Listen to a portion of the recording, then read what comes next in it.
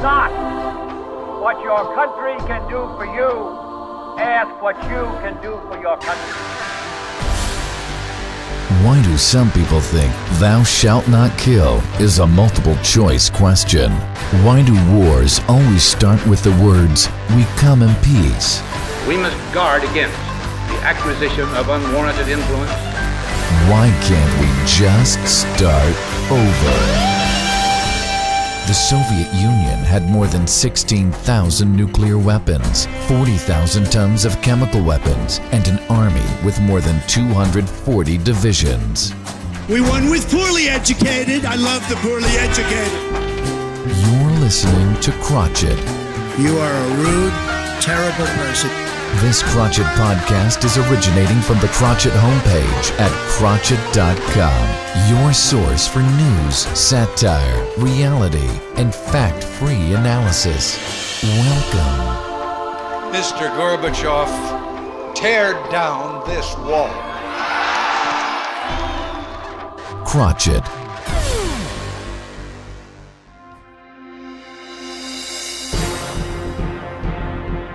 Coming up, next week's news. A Krotchett look at the inevitable mess this week's news will create for next week.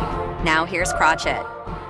In a surprising turn of events, the Democratic Party has announced plans to rebrand itself as the New Republicans, adopting a platform that includes tax cuts for the wealthy, deregulation of industries, and a strong emphasis on border security. This move comes after internal analysis revealed that their traditional platform was just not resonating with voters. Party leaders are optimistic that this shift will attract a broader base, though some members have expressed concern that they might be losing their identity. In response, the party has assured its base that they will still occasionally advocate for social justice issues, as long as it doesn't rock the boat. Critics argue that this is simply a case of, if you can't beat 'em, join 'em. But supporters believe it's a pragmatic approach to staying relevant in today's political climate. Moving on to health. In a bold move to tackle the global smoking epidemic, Apple has announced the launch of its latest innovation, the iQuit. This sleek device, resembling a miniature vape, is designed to help users quit smoking by delivering a controlled dose of nicotine while playing soothing melodies from the iTunes library. The iQuit also syncs with the Health app to monitor cravings and provide motivational quotes from Steve Jobs. Critics argue that this is just another way for Apple to get people hooked on their products, but early adopters claim that it's the best thing since the iPhone. The device comes with a hefty price tag, but as Apple enthusiasts say, you can't put a price on health. In an effort to promote digital well-being, TikTok has unveiled a new procrastination tracker feature that monitors the amount of time users spend mindlessly scrolling through videos. Once a user exceeds a predetermined limit, the app will automatically switch to a live feed of a productivity guru offering time management tips. Users can customize their procrastination thresholds and select from a range of motivational speakers, including former presidents and tech CEOs. While some users appreciate the nudge towards productivity, others have expressed frustration, claiming that being unproductive is a personal choice. TikTok assures users that the feature can be disabled, but only after watching a mandatory 10-minute seminar on the dangers of procrastination. Finally, moving on to weather. In a recent press conference, a coalition of climate change skeptics unveiled their latest initiative, a campaign to rebrand global warming as global warming, emphasizing the supposed benefits of a warmer planet. They argue that rising temperatures will lead to longer growing seasons, more pleasant winters, and increased tourism in traditionally colder regions.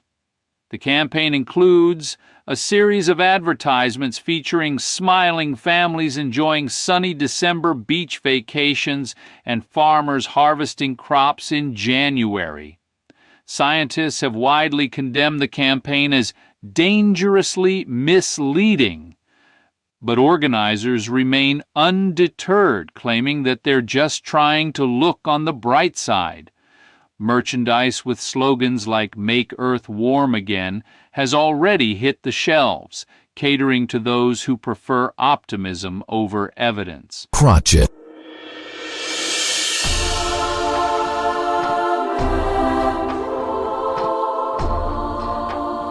You're listening to Krotchett. Join Krotchett for a sharp, satirical dive into history's blunders, revealing their uncanny parallels with today's missteps in a segment we call Rinse and Repeat. Well, folks, let's hop in the time machine and dial it back to the early 1800s. Picture this: a world already teetering on chaos, led by a man who had a knack for overreaching, a leader who thought he could bend the world to his will with the stroke of a pen. The year's 1806. The man? Napoleon Bonaparte. At this point, the guy's on top of the world, literally. He's got most of Europe dancing to his tune after a string of military victories. But controlling armies wasn't enough. No, Napoleon wanted to control everything, and so he dreamed up the continental system. A brilliant, or so he thought, economic blockade. The goal was simple: cut off Britain's trade with the rest of Europe, bring them to their knees, and call it a day. Napoleon figured, if I can't conquer the Brits with cannons, I'll starve their economy instead. He even got most of Europe on board, either willingly or with a bit of bayonet diplomacy. Here's the problem. Like a lot of big, bold plans, it was based on a lot of bad assumptions. First, Napoleon forgot that Europe, like any good economy, runs on trade. By shutting out British goods, he didn't just hurt Britain, he hurt everyone. Industries collapsed, ports stood empty, black markets popped up faster than lies at a press conference, and his allies? Oh, they weren't thrilled about this whole suffer for the greater good thing. Smuggling became a national pastime. Then there was Russia. They'd been reluctantly playing along with the system, but decided they'd had enough. In 1810, they pulled out entirely, thumbing their noses at Napoleon. And what did our boy do? He invaded Russia in 1812 because why wouldn't you launch a massive military campaign into one of the coldest, most unforgiving places on Earth? That little adventure gutted his army, shattered his alliances, and ultimately set the stage for his defeat. So, what do we take away from this? That sometimes trying to bully the world into submission is a fantastic way to ruin everything. Now, let's fast forward to 2025. It's week 1 of Donald Trump's second term as president, and boy, he's hitting the ground running. Executive orders flying left and right. He's canceling agreements, defunding agencies, and slapping tariffs on Mexico and Canada. Like it's a sport. The whole world is reeling. And the U.S. economy? Let's just say the phrase collateral damage comes to mind. And here's where Napoleon's ghost is probably watching from the cheap seats, chuckling to himself. Because much like the continental system, these moves are bound to do more harm at home than to America's so-called enemies. Allies are getting restless. Trade networks are wobbling. And somewhere, China and Russia are popping popcorn, waiting for the inevitable fallout. Napoleon had his continental system. Trump has his America First wrecking ball. And the rest of us? Well, we get to deal with the consequences. Funny how history keeps rinsing and repeating, isn't it? Krotchett. It's time now for Letters to Krotchett, where listeners' questions meet a healthy dose of irreverent truth. It's been a whirlwind couple of weeks for the new president and for our digitally established letter writers. So let's get started. Dear Krotchett, Trump's first action on climate change was to reinstate coal subsidies. Thoughts? Sincerely, Ashen and appalled. Dear Ashen, Coal, the fossil fuel of both yesteryear and his policy agenda. It's not about the environment, it's about nostalgia, specifically for the 19th century. Get ready to start mining with pickaxes again. Here's another. Dear Krotchett, the President issued orders dismantling diversity, equity, and inclusion initiatives. What does this mean for workplace culture? Inclusively minded. Dear Minded, it means we can all look forward to the good old days when diversity meant choosing between vanilla and French vanilla. Who needs different perspectives when uniformity is so much more comfortable?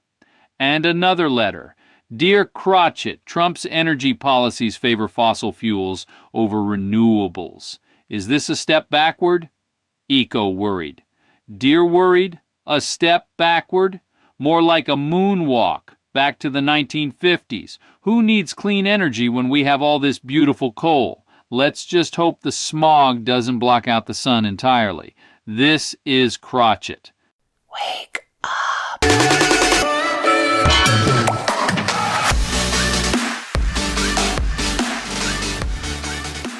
Today's feature, where Krotchett takes a deep dive into those uncomfortable truths we'd rather ignore, like discovering the good old days were mostly just bad decisions. In a shocking twist that has left political analysts, Floridians, and even Donald Trump himself reeling, Denmark announced Sunday morning that it has officially purchased not just Mar-a-Lago, but the entire state of Florida. The deal, finalized in the dead of night, reportedly stemmed from a colossal misunderstanding by one of Trump's less than qualified appointees. The transaction began when Denmark approached the United States with a routine trade inquiry about Florida's famed orange juice. Unluckily, or perhaps very luckily for Denmark, the email landed on the desk of Harold Skip Puddlemeyer, Trump's newly appointed Deputy Secretary of International Orange Juice Relations.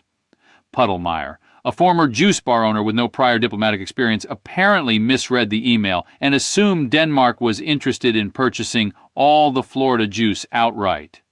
He thought he was just selling a bulk order of oranges, one White House insider revealed. But somewhere in the middle of the email chain, things spiraled, and before anyone realized it, the Danes were wiring money to the U.S. Treasury, and Florida was officially theirs.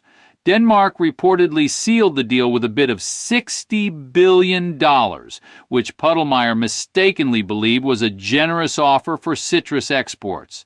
They were talking about land rights, sovereignty, and some boring legal stuff, Puddlemeyer later told reporters. I just figured it was some kind of fancy European contract language. Who reads the fine print anyway? The former president was enjoying his customary Sunday morning Diet Coke and cable news binge when the news broke.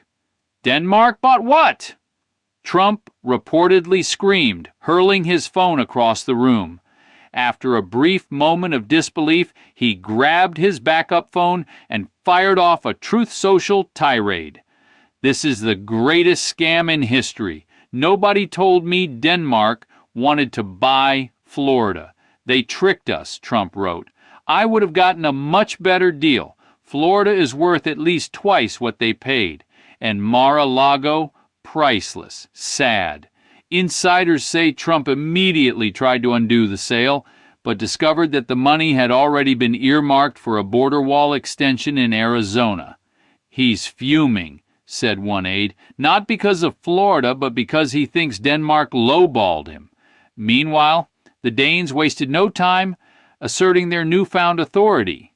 Danish Prime Minister Mette Frederiksen held a press conference outside a newly rebranded Danish World, formerly Disney World, explaining the nation's plans for their shiny new acquisition. Florida is a land of opportunity, Frederiksen said, smiling. We plan to invest heavily in sustainable energy, universal health care, and mandatory cycling lanes. Also, the oranges are a nice bonus. Trump loyalists, however, were not pleased. Marjorie Taylor Greene called the deal an act of European aggression, while Tucker Carlson devoted an entire segment to asking, "Is this how socialism takes over?" For his part, Puddlemeyer seems to have no regrets. "They said they wanted Florida. I said yes. Simple as that," he told reporters while sipping a glass of orange juice. "Besides, who needs Florida when we've got, you know, the other states?" Krotchett. You've been listening to Krotchett. Be sure to visit Krotchett.com for more opinions, ideas, and stories pertaining to our overly exaggerated sense of importance. Thanks for listening.